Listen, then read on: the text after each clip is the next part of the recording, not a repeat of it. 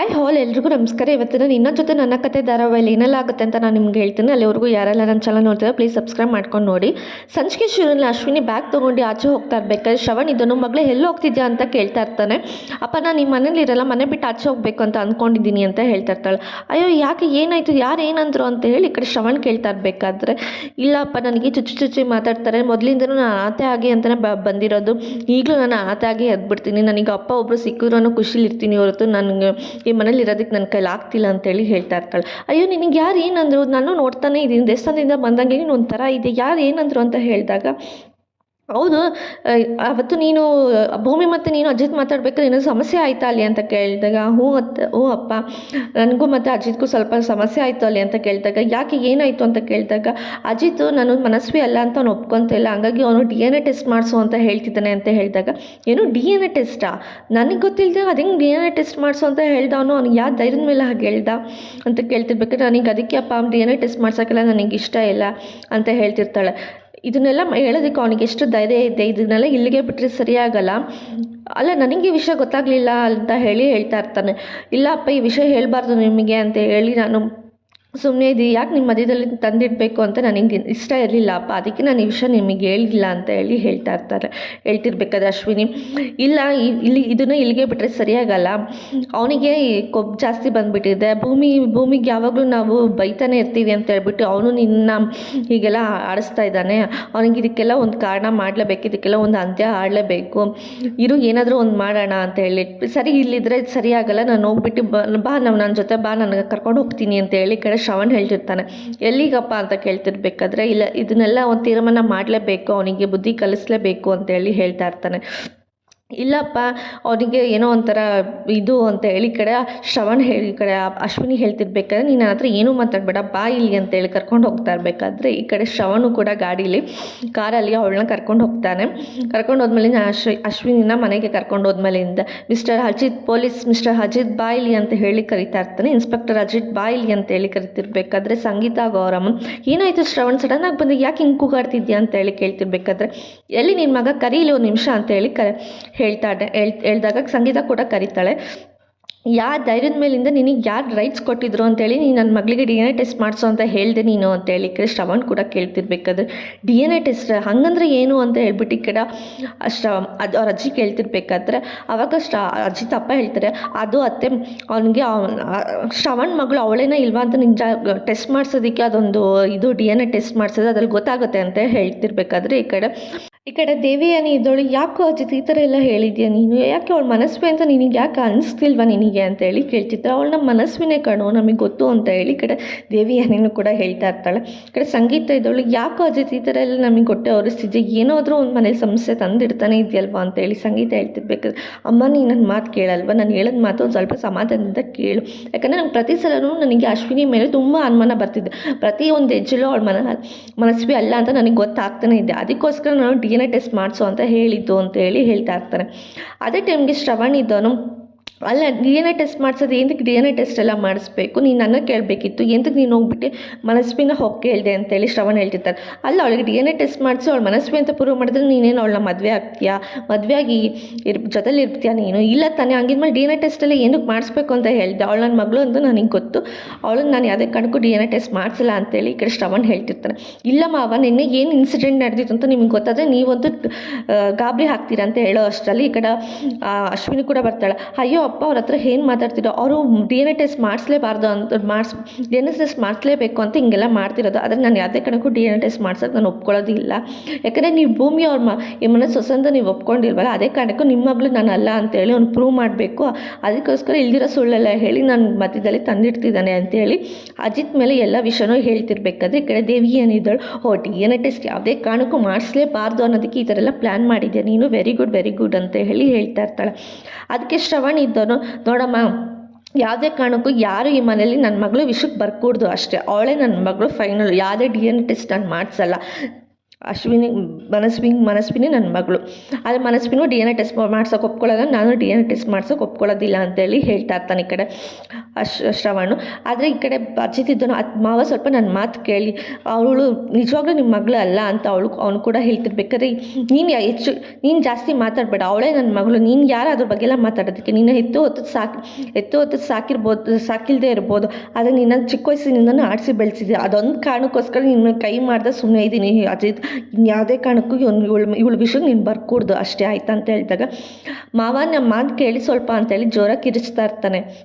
ಅದೇ ಟೈಮ್ಗೆ ಅಶ್ವಿನಿ ಇದ್ದವಳು, ಇಲ್ಲ ಅಪ್ಪ ಯಾವುದೇ ಕಾರಣಕ್ಕೂ ನಾವು DNA ಟೆಸ್ಟ್ ಮಾಡ್ಸೋದು ಬೇಡ, ಇಲ್ಲಿದೆ ತುಂಬ ಸಮಸ್ಯೆ ಆಗುತ್ತೆ, ಬನ್ನಿ ಹೋಗಿಬಿಡೋಣ ಅಂತ ಹೇಳಿ ಈ ಕಡೆ ಅಶ್ವಿನಿ ಕೂಡ ಹೇಳ್ತಿರ್ಬೇಕಾದ್ರೆ, ನೋಡು ನನ್ನ ಮಗಳು ಮಾತು ಕಟ್ಕೊಂಡು ನಾನು ಇಲ್ಲಿಂದ ಹೋಗ್ತಾ ಇದ್ದೀನಿ, ಯಾವ್ಯಾವ ಸಮಸ್ಯೆ ಮಾಡಿದೆ, ನೀನು ಹೆಂಗೆ ಇನ್ಸ್ಪೆಕ್ಟರೋ ನಿನ್ಕಿಂತ ನಾನು ಫಸ್ಟ್ ಇನ್ಸ್ಪೆಕ್ಟರ್ ಆಗಿದ್ದು, ಏನೇನೆಲ್ಲ ನನಗೆ ಗೊತ್ತು ಅದೆಲ್ಲ ಪ್ರಾಸೆಸ್ಸು, ಯಾವುದೇ ಕಾರಣಕ್ಕೂ ನಾನು DNA ಟೆಸ್ಟ್ ಮಾಡಿಸಿಲ್ಲ ಅಂತ ಹೇಳಿ ಕರ್ಕೊಂಡು ಹೋಗ್ತಿರ್ಬೇಕಾದ್ರೆ, ಈ ಕಡೆ ನಾನು ಯಾವುದೇ ಕಾರಣಕ್ಕೂ ಈ ಮನೆಗೆ ಬರಲ್ಲ ಅಂತ ಹೇಳ್ತಿರ್ಬೇಕಾದ್ರೆ, ಸಂಗೀತ ಇದ್ದವಳು, ಇದೇನೋ ಮತ್ತೆ ಸ್ಟಾರ್ಟ್ ಮಾಡಿದ್ಯಾ, ಎಲ್ಲರೂ ಒಂದಾಗಬೇಕಂತ ನಾನು ರಾಮನ ಪೂಜೆ ಮಾಡಿಸಿ ಎಲ್ಲರೂ ಅರ್ಕೆ ಹೊತ್ತಿ ಎಲ್ಲರೂ ಸೇರಿಸಿದ್ದೀನಿ, ಅಂಥದ್ರಲ್ಲಿ ನೀನು ಮತ್ತೆ ಈ ಥರ ಎಲ್ಲ ಹೊಡೆದಾಡ್ತಿದ್ದೀರಲ್ವ ನೀವು ಅಂತ ಕೇಳಿದಾಗ, ಯಾಕೋ ಶ್ರಮ ಪ್ರತಿ ಸಲ ಬಂದಾಗಲೇ ಏನಾದರೂ ಒಂದು ಜಗಳ ಮಾಡ್ಕೊಂಡೇ ಹೋಗ್ತಿರ್ತೀವಿ, ಯಾಕೋ ಏನಾಯಿತು ಅಂತ ಕೇಳಿದಾಗ, ಎಲ್ಲ ನಿನ್ನ ಮಗನಿಂದನೇ ಕೇಳು ಅಂತ ಹೇಳ್ತಾ ಇರ್ತಾರೆ.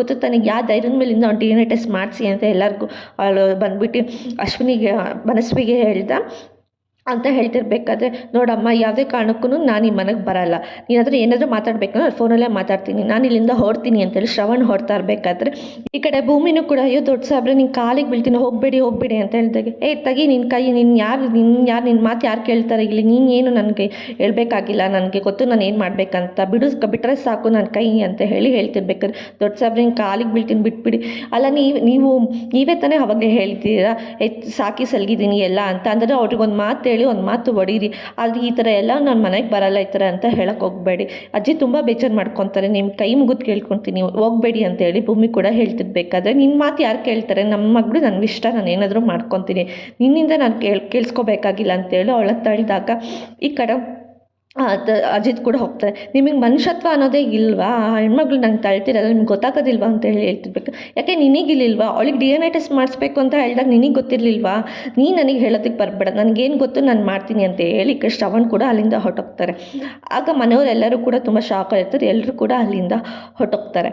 ಅದೇ ಈ ಕಡೆ ಅಜಿತ್ ಮತ್ತು ಭೂಮಿ ಏನು ಮಾಡಬೇಕು ಅಂತ ಗೊತ್ತಿದ್ದೇನೆ, ಸಂಗೀತ ಕೂಡ ಹೇಳ್ತಿರ್ತಾರೆ, ಯಾಕೋ ಬೇಕು ಇದೆಲ್ಲ, ನಿಮಗೆ ಸುಮ್ಮನೆ ಇರೋದಕ್ಕಾಗಲ್ಲ ಅಂತ ಹೇಳಿ ಅವಳು ಹೊರಟೋದಾಗ, ಈ ಕಡೆ ರೂಮಿಗೆ ಬಂದಾಗ ಅಜಿತ್ ಕೂಡ ಹೇಳ್ತಿರ್ತಾರೆ, ಅವಳು ನೋಡಿ ಎಷ್ಟು ಚೆನ್ನಾಗಿ ಪ್ಲ್ಯಾನ್ ಮಾಡಿದ್ದಾಳೆ ಮ್ಯಾಮ್ ಅಶ್ವಿನಿ, ಈ DNA ಟೆಸ್ಟ್ ಯಾವುದೇ ಕಾರಣಕ್ಕೂ ಮಾಡಿಸ್ಲೇಬಾರ್ದು, ಈ ವಿಷಯ ಎತ್ತಲೇಬಾರ್ದು ಅಂತ ಎಷ್ಟು ಚೆನ್ನಾಗಿ ನಮ್ಮ ಮಾವನ್ನ ಕರ್ಕೊಂಡು ಬಂದು ಚೆನ್ನಾಗಿ ಮಾತಾಡ್ಸಿದ್ದಾಳೆ ನೋಡು ಅಂತ ಹೇಳಿ ಈ ಕಡೆ ಭೂಮಿಗೆ ಹೇಳ್ತಿರ್ಬೇಕಾದ್ರೆ, ಭೂಮಿ ಕೂಡ ಏನೂ ಮಾತಾಡದೆ ಇರ್ತಾಳೆ. ಇದಕ್ಕೆಲ್ಲ ಏನೋ ಒಂದು ರೀಸನ್ ಇದೆ, ಅವಳು ಇವಾಗ ನನಗೆ ಪ್ರೂವ್ ಆಗ್ತಿದ್ದೆ ಅವಳು ನಿಜವಾದ ಮನಸ್ವಿ ಅಲ್ಲ ಅಂತ ನನಗೆ ಇವಾಗ ಪ್ರೂವ್ ಆಯಿತು, ಅದರಲ್ಲಿ ಇವಳು ಈ ಥರದಲ್ಲೆಲ್ಲ ಕೆಲಸ ಮಾಡಿ ಅದನ್ನು ಶ್ರವಣ್ ಮಾವನ ಕರ್ಕೊಂಡು ಬಂದು ಬೈಸಿ ಎಲ್ಲ ಮಾಡಿದ್ದಾಳೆ ಅಂದಮೇಲೆ ಪಕ್ಕ ಅವಳು ದೊಡ್ಡ ಫ್ರಾಡೇ ಆಗಿದ್ದಾಳೆ ಅಂತ ಹೇಳಿ ಈ ಕಡೆ ಅಜಿತ್ ಕೂಡ ಹೇಳ್ತಾ ಇರ್ತಾನೆ. ಇದಕ್ಕೆಲ್ಲ ಏನಾದರೂ ಒಂದು ಐಡಿಯಾ ಮಾಡಲೇಬೇಕು, ಏನು ಮಾಡಬೇಕು ಅಂತ ಗೊತ್ತಾಗ್ತಿಲ್ಲ ಅಂತ ಅಂದಾಗ, ಅಲ್ಲ ನಿಮಗೆ ಬೇಕಿತ್ತಾ ಇದು, ಯಾಕೆ ನೀವು ಹೋಗ್ಬಿಟ್ಟು ಅಶ್ವಿನಿ ಹತ್ರ ಹೋಗ್ಬಿಟ್ಟು DNA ಟೆಸ್ಟ್ ಮಾಡಿಸೋದು ಯಾಕೆ ಹೇಳಿದ್ರಿ ನೀವು ಅಂತ ಹೇಳಿ ಹೇಳ್ತಿರ್ತಾರೆ. ಇದಕ್ಕೆಲ್ಲ ಕಾರಣ ಬಂದ್ಬಿಟ್ಟು ನೀವೇ ಅಂತೇಳಿ ಭೂಮಿ ಹೇಳ್ತಿರ್ಬೇಕಾದ್ರೆ, ನಾನು ಯಾಕೆ ಇದಕ್ಕೆಲ್ಲ ಕಾರಣ ಅಂತ ಹೇಳ್ಬಿಟ್ಟು ಅಜಿತ್ ಕೇಳಿದಾಗ, ಅಲ್ಲ ನೀವು ಫಸ್ಟ್ ಹೋಗ್ಬಿಟ್ಟು ಅವಳ ಹತ್ರ ಯಾಕೆ DNA ಟೆಸ್ಟ್ ಮಾಡಿಸಿ ಅಂತ ಹೇಳಿದ್ರೆ, ನೀವು ಮನೆಯವ್ರ ಹತ್ರ ಕೂತ್ಕೊಂಡು ಮನೆಯವ್ರ ಹತ್ರ ಒಪ್ಪಿಗೆ ತೊಗೊಂಡ್ಮೇಲಿಂದ ನೀವು DNA ಟೆಸ್ಟ್ ಮಾಡಿಸೋಣ ಅಂತ ಹೇಳಿ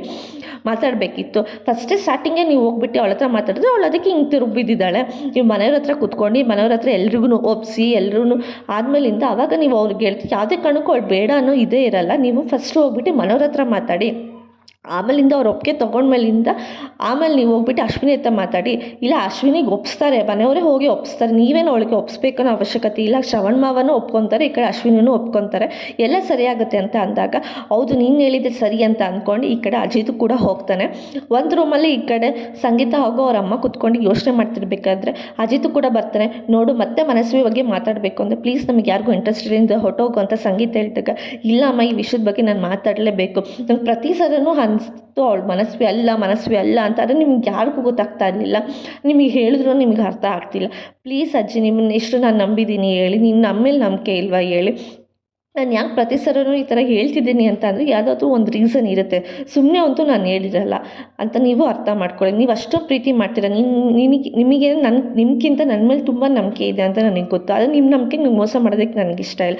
ಪ್ಲೀಸ್ ಇದೊಂದು ಸಲ ನೀವು ಶ್ರವಣ್ ಮಾವಂಗೆ ಒಪ್ಪಿಸ್ಬಿಡಿ DNA ಟೆಸ್ಟ್ ಮಾಡ್ಸೋಕ್ಕೆ ಅಂತ ಹೇಳ್ಬಿಟ್ಟು ಈ ಕಡೆ ಅಜಿತ್ ಕೂಡ ಕೇಳ್ತಾ ಇರ್ತಾನೆ.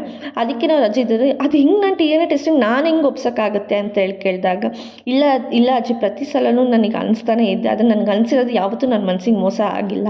ಅವಳು DNA ಟೆಸ್ಟ್ ಮಾಡ್ಸೋಕೆ ಒಪ್ಕೋಬೇಡಿ. ಯಾವುದೇ ಕಾರಣಕ್ಕೂ ನಾನು ಅವಳ ವಿಷಯಕ್ಕೂ ಹೋಗಲ್ಲ. ಮನಸ್ವಿ ಅಂತ ನಾನು ಮತ್ತೆ ಮನಸ್ವಿ ವಿಷಯಕ್ಕಂತೂ ಹೋಗಲ್ಲ. ಯಾಕಂದರೆ ಅವಳಿಂದ ನನಗೇನು ಆಗಬೇಕಾಗಿಲ್ಲ. ನನಗೆ ಶ್ರವಣ್ ಮಾಮ ಖುಷಿ ಮುಖ್ಯ. ಅವ್ರು ನಗ್ನತಾ ಇದ್ದರೆ ನನಗೆ ಅಷ್ಟೇ ಮುಖ್ಯ ಅಂತ ಹೇಳ್ತಿರ್ಬೇಕಾದ್ರೆ ಈ ಕಡೆ ಸಂಗೀತ ಕೂಡ ಇದ್ದವಳು, ಹ್ಞೂ ಅಮ್ಮ ಒಂದು ಸಲ DNA ಟೆಸ್ಟ್ ಮಾಡಿಸೋಣ. ಅವ್ನು ಇಷ್ಟೊಂದೆಲ್ಲ ಕೇಳ್ಕೊತಾ ಇದ್ದಾನೆ ಅಂತಂದರೆ ಏನಾದರೂ ಒಂದು ರೀಸನ್ ಇರುತ್ತೆ. ಅವ್ನು ಏನೂ ಇಲ್ದೇ ಈ ಥರ ಎಲ್ಲ ಹಿಂಸೆ ಮಾಡಿ ಹೇಳೋದಿಲ್ಲ. ಪ್ಲೀಸ್ ನಾವು ಒಂದು ಅವ್ನ ಫೀಲಿಂಗ್ನ ಅರ್ಥ ಮಾಡ್ಕೊಳ್ಳೋಣ ಅಂತ ಸಂಗೀತ ಹೇಳಿದಾಗ, ಹ್ಞೂ ಅಜ್ಜಿ, ನನಗೆ ಮನಸ್ವಿ ಅಂತ ಅವ್ಳು ಪ್ರೂವ್ ಆದರೆ ಸಾಕು. ನಾನು ಯಾವುದೇ ಕಾರಣಕ್ಕೂ ಅವಳ ವಿಷಯಕ್ಕೆ ಹೋಗೋದೇ ಇಲ್ಲ. ಯಾಕಂದರೆ ನಾನು ಮನಸ್ವಿ ಅಂತ ಪ್ರೂವ್ ಆದಮೇಲೆ ಅವಳು ನಾನು ಮದುವೆ ಆಗೋದಕ್ಕೆ ಚಾನ್ಸೇ ಇಲ್ಲ. ಯಾಕಂದರೆ ನಾನು ಆಲ್ರೆಡಿ ಭೂಮಿನ ಮದುವೆ ಆಗಿಬಿಟ್ಟಿದ್ದೀನಿ. ಮತ್ತು ಈ ಜನ್ಮದಲ್ಲಿ ಇನ್ನೊಂದು ಮದುವೆ ಆಗಬೇಕಂದ್ರೆ ಅದು ಖಂಡಿತ ಆಗೋದೇ ಇಲ್ಲ ಅಂತೇಳಿ ಈ ಕಡೆ ಅಜಿತ್ ಕೂಡ ಹೇಳ್ತಾ ಇರ್ತಾರೆ. ಅದಕ್ಕೆ ಅಷ್ಟರಲ್ಲಿ ಅವ್ರ ಅಜ್ಜಿ ಇದ್ದಿದ್ದು, ಸರಿ ಆಯಿತು, ನಾನು DNA ಟೆಸ್ಟ್ ಮಾಡ್ಸೋಕೆ ಒಪ್ಕೊತೀನಿ. ಆದರೆ ಒಂದು ಕಂಡೀಷನ್, ಅದಾದಮೇಲಿಂದ ನೀನು ಯಾವುದೇ ಕಾರಣಕ್ಕೂ ಮನಸ್ವಿ ವಿಷಯಕ್ಕೆ ನೀನು ಹೋಗ್ಕೂಡ್ದು ಅಂತೇಳಿ ಈ ಕಡೆ ಅವ್ರ ಅಜ್ಜಿ ವಾರ್ ಮಾಡ್ತಿರ್ತಾರೆ. ಹ್ಞೂ ಸರಿ ಆಯಿತು, ನಾನು ಹೋಗೋದಿಲ್ಲ ಯಾವುದೇ ಕಾರಣಕ್ಕೂ. ನೀನು ಒಂದು ಸಲ DNA ಟೆಸ್ಟಿಗೆ ಶ್ರವಣ್ ಮಾವನ ಒಪ್ಪಿಸ್ಬಿಡು ಅಂತ ಹೇಳಿದಾಗ, ಅದಕ್ಕೆ ಈ ಕಡೆ ಸಂಗೀತ ಇದ್ದರು, ಹ್ಞೂ ಅಮ್ಮ, ಅವನು ಹೇಳಿದ್ದೆ ಕರೆಕ್ಟಾಗಿದೆ, ಒಂದು ಸಲ ಒಪ್ಪಿಸ್ಬಿಡೋಣ, ಅದೇನಾದರೂ ಆಗಲಿ ನೋಡೋಣ. ನಾನು ಮನಸ್ವಿ ಮೇಲೆ ತುಂಬ ಪ್ರೀತಿ ಇಟ್ಕೊಂಡಿದ್ದೆ. ಅದು ಒಂದು ಸಲ ನುಚ್ಚು ಆಗೋದು ಬೇಡ ಯಾವುದೋ ವಿಷಯಕ್ಕೆ. ಇದು ಒಂದು ಸಲ DNA ಟೆಸ್ಟ್ ಮಾಡಿಸಿದ್ಮೇಲೆ ನಮಗೂ ಸ್ವಲ್ಪ ಸಮಾಧಾನ ಆಗುತ್ತೆ, ಖುಷಿ ಆಗುತ್ತೆ ಅಂತ ಹೇಳಿದಾಗ, ಸರಿ ಆಯಿತು, ನಾನು ಆವಾಗಲೇ ಹೇಳ್ತೀನಿ, ನಾನು DNA ಟೆಸ್ಟ್ ಮಾಡ್ಸೋಕೆ ಒಪ್ಕೊತೀನಿ. ಆದರೆ ನೀನು ಮತ್ತೆ ಮನಸ್ವಿ ವಿಷಯಕ್ಕೆ ಹೋಗ್ಬಿಡ್ದು ಅಂತ ಹೇಳಿದಾಗ, ಸರಿ ಆಯಿತು ಅಜ್ಜಿ ಅಂತ ಹೇಳಿದಾಗ, ಸರಿ ಸಂಗೀತ, ನೀನು ಶ್ರವಣಿಗೆ ಫೋನ್ ಮಾಡು ಅಂತ ಹೇಳ್ತಿರ್ತಾಳೆ ಈ ಕಡೆ ಅವ್ರ ಅಜ್ಜಿನೂ ಕೂಡ. ಹ್ಞೂ ಅಮ್ಮ ಆಯಿತು, ಸರಿ, ನಾನು ಶ್ರವಣಿಗೆ ಫೋನ್ ಮಾಡ್ತೀನಿ ಅಂತ ಹೇಳ್ಬಿಟ್ಟು ಈ ಕಡೆ ಸಂಗೀತನೂ ಕೂಡ ಶ್ರವಣಿಗೆ ಫೋನ್ ಮಾಡ್ತಾಳೆ. ಫೋನ್ ಮಾಡಿಬಿಟ್ಟು ಈ ಕಡೆ ಶ್ರವಣ್ ಕೂಡ ಫೋನ್ ರಿಸೀವ್ ಮಾಡ್ತಾನೆ. ಹ್ಞೂ ಅಕ್ಕ ಹೇಳು, ಏನು ಮಾಡ್ತಿದ್ಯಾ ಅಂತ ಹೇಳಿ ಕೇಳಿದಾಗ, ಏನಿಲ್ಲ ಕಣೋ, ನಿನ್ನ ಹತ್ರ ಸ್ವಲ್ಪ ವಿಷಯ ಮಾತಾಡಬೇಕಿತ್ತು ಅಂತ ಹೇಳಿ ಹೇಳ್ತಿರ್ತಾಳೆ. ಹೌದಾ, ಏನು ಅಂತ ಕೇಳಿದಾಗ, ಏನಿಲ್ಲ, ನೀನು ಮನೆಗೆ ಬರೋದಕ್ಕಾಗುತ್ತಾ ಅಂತ ಹೇಳಿ ಕೇಳ್ತಿರ್ತಾಳೆ. ಇಲ್ಲ, ನಾನು ಮನೆಗೆ ಬರಲ್ಲ, ನೀನೇ ಮನೆಗೆ ಬಾ ಅಂತೇಳಿ ಶ್ರವಣ್ ಹೇಳ್ತಿರ್ತಾನೆ. ಅಲ್ಲ ಕಣೋ, ನೀನು ಒಬ್ಬನೇ ಬಾರೋ ಅಂತ ಹೇಳಿ ಹೇಳ್ತಿರ್ಬೇಕಾದ್ರೆ ಅದಕ್ಕೆ ಇಲ್ಲಿ ಸಿಗ್ನಲ್ ಮಾಡಿಬಿಟ್ಟು ಈ ಕಡೆ ಅಜಿತ್ ಕೂಡ ಹೇಳ್ಕೊಡ್ತಾ ಇರ್ತಾನೆ. ದೇವಸ್ಥಾನ ಹತ್ರಕ್ಕೆ ಬಾ, ನಾವೆಲ್ಲರೂ ಬರ್ತೀವಿ ಅಂತ ಹೇಳು ಅಂತ ಹೇಳ್ಕೊಡ್ತಿರ್ತಾನೆ. ಸಂಗೀತ ಕೂಡ ಹೇಳ್ತಾಳೆ, ನೀನು ಒಬ್ಬನೇ ದೇವಸ್ಥಾನ ಹತ್ರಕ್ಕೆ ಬಾ, ನಿನ್ನ ಮಗಳಿಗೆ ಯಾವುದೇ ಕಾರಣಕ್ಕೂ ಈ ವಿಷಯ ಹೇಳೋಕೆ ಹೋಗ್ಬೇಡ ಅಂತೇಳಿ ಹೇಳ್ತಿರ್ತಾಳೆ. ಒಬ್ಬನೇ ಬರಬೇಕು, ಯಾಕೆ ನನ್ನ ಮಗಳಿಗೆ ಏನು ವಿಷಯ ಹೇಳ್ಬಾರ್ದು ಅಂದರೆ, ಏನಿಲ್ಲ ಕಣೋ, ನೀನು ಅಲ್ಲಿಗೆ ಬಾರೋ, ನಿನಗೆಲ್ಲ ಗೊತ್ತಾಗುತ್ತೆ ಅಂತ ಹೇಳಿ ಹೇಳ್ತಾ ಇರ್ತಾಳೆ. ಸರಿ ಆಯಿತು, ನಾನು ಮನಸ್ವಿಗೆ ಏನು ವಿಷಯ ಇಲ್ಲ, ನಾನು ಒಬ್ಬನೇ ಬರ್ತೀನಿ ದೇವಸ್ಥಾನ ಹತ್ರ, ನಾನು ಇವಾಗಲೇ ಹೊರಡ್ತೀನಿ, ನೀವು ಬನ್ನಿ ಅಂತ ಹೇಳಿದಾಗ ಈ ಕಡೆ ಎಲ್ರಿಗೂ ಖುಷಿ ಆಗುತ್ತೆ. ಸಂಗೀತ ಕೂಡ ಖುಷಿ ಪಡ್ತಾಳೆ, ಅಜ್ಜಿನೂ ಕೂಡ ಖುಷಿ ಪಡ್ತಾ ಇರ್ತಾರೆ. ಇವತ್ತಿನ ಸಂಚಿಕೆಗೆ ಮುಕ್ತಾಯಿತು. ನಾಳೆನ ಸಂಚಿಕೆಯಲ್ಲಿ ಏನಾಯಿತು ಅಂತ ಹೇಳಿ ಎಲ್ರಿಗೂ take care, bye bye, thanks for watching.